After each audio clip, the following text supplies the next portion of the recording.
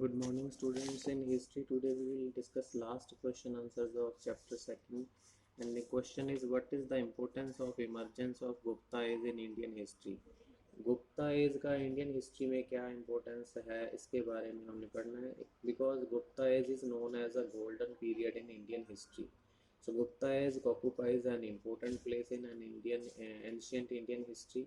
All the rebellious elements remained no more with the advent of this age.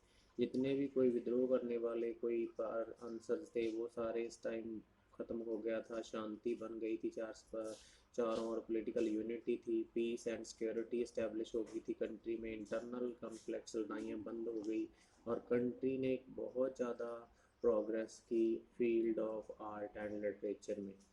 Whole atmosphere जो है पूरा शांति से और प्रॉस्पेरिटी से भरा हुआ था. तो इस तरह से पॉइंट वाइज दिया गया. एंड ऑफ डार्कनेस, अंधेरे युग का खात्मा हुआ. गोल्डन एज मतलब जो गुप्ता टाइम में. After Mauryan empire peace was established in country during Kushanas. के बाद पहली बार मौर्य टाइम में शांति बनी इंडिया में. But it lasted only for short span of time. And after Kushanas again, Kushana के बाद दोबारा इंटरनल लड़ाइयाँ शुरू हो गई थी, Wars. And we do not have enough information about the kings who ruled during this age of chaos. But this darkness came into and with the advent of Gupta age. मतलब Gupta as में आने के बाद ये जो darkness अंधेरा युग था वो ख़त्म हो गया था. और in short we can say that dark age of our history remained no more with the advent of Gupta age. Political unity establish हुई कंट्री में. उस time country was divided into smaller states before Gupta age. उससे पहले छोटे छोटे टुकड़ों में बटा हुआ था पूरा देश. नाग, वक्त, मोर इम्पोर्टेंट डायनेस्टीज थी. तो Lichchhavi, Malwa dynasties. And kings of these dynasties were often engaged in wars with each other. आपस में लड़ते रहते थे इनके राजे. There were no powerful king in the country who could establish political unity in the country. Kanishka was able to an able and powerful ruler, but his tenure was very small. The Gupta kings established political unity in the country. Then आता है peace and prosperity. शांति बनी, खुशहाली तरक्की हुई. Gupta kings provided top quality administration and established peace in the country. The trade was encouraged and country became prosperous. Re-emergence of Hinduism. Hindu धर्म दोबारा से establish हुआ क्योंकि बीच में जो पहले राजा मौर्य राजा थे वो बुद्ध धर्म को मानने वाले थे. Hinduism re-emerged during the Gupta age. Hinduism made huge progress during this time of Ashoka and Kanishka. Buddhism ज़्यादा डेवलप हुआ था कनिष्का और अशोका के टाइम में. But Gupta kings were follower of Hinduism which spread a great deal with during this time.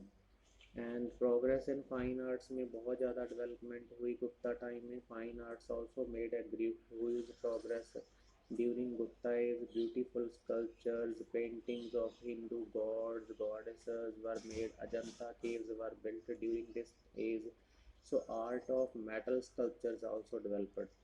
Then progress in literature साहित्य books बहुत सारी लिखी गई. बड़े फेमस राइटर्स हुए हैं उस time. Gupta age was very important from literary point of view. Sanskrit literature language and literature made huge progress in the country. Kalidas was born in the age and so was Vishakadatta. Harisena and Amarsena held an important place in the Sanskrit literature. Except these books were written on astrology, ज्योतिष विद्या के ऊपर books लिखी गई. And mathematics, geography, chemistry. Aryabhatta, Brahmira and Brahmagupta were the great scientists of this time. Foreign relation, विदेशी देशों के साथ अच्छे रिलेशन बने. Actually Gupta age holds an important place in Indian history. First time Indian went over to foreign country to spread their culture. पहली बार वो दूसरे देशों में अपना कल्चर फैलाने के लिए बाहर गए. The Indians centres of Indian culture were made in Java, Sumatra, Bali, Burma and other countries. Even Indians made colonies in various other countries. like Britain. And foreign powers in the country came to an end, and during this age, Samudragupta defeated foreign kings and made India free from the rule of foreign kings. इसके अलावा कुछ questions हैं, short question, very short. Inscriptions के बारे में हमने पढ़ा था, जो एनग्रेव्ड राइटिंग है on hard surface like stone, metal, pottery, इसको हम इंस्क्रिप्शंस बोलते हैं। ये these are important source for knowledge of Mauryan history. Then Sangam literature है, जो तमिल भाषा में तमिल लैंग्वेज में लिटरेचर लिखा गया, उसको तमिल संगम लिटरेचर का नाम दिया गया है। They are kind of poems which tell us how the chiefs of Tamil religion accumulated. Harisena कौन थे? हरिसेना एक कोर्ट पॉइंट दरबार में कवि थे, एक किंग समुद्रगुप्ता में। समुद्रगुप्ता को इंडियन नेपोलियन बोला जाता है। And he had composed Prayag Prashasti in praise of honour of Samudragupta की प्रशंसा में उसने प्रयाग प्रशस्ति एक कविता लिखी है। It is known as a pillar inscription. Allahabad में आज भी है पिलर के ऊपर इंस्क्रिप्शन। नोमिस्मेटिक्स है, कॉइन्स के बारे में जो स्टडी करते हैं उसको नोमिस्मेटिक्स बोलते हैं। It include study of script and images and analysis of metrology. Agrahara कौन थे? Agrahara means a land donated to the Brahmins, जो जमीन ब्राह्मणों को दान की जाती उसको अगर हर बोलते थे। नो लैंड रेवेन्यू, इसके ऊपर कोई टैक्स नहीं लगता था। And on the other hand, Brahmins were empowered to collect a tax from the land, local people. So these are some important questions. After that, this chapter has been completed today. Thanks and have a very nice day.